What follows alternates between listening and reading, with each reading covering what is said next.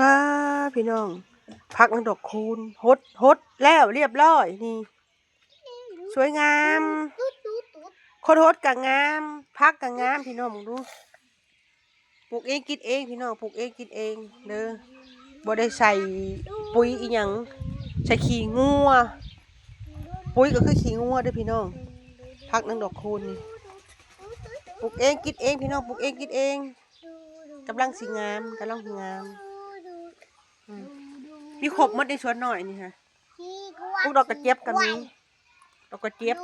ข้าวหอมหน่อยผักบัวผักชีผักกาดครบดอกไม้ก็มีนี่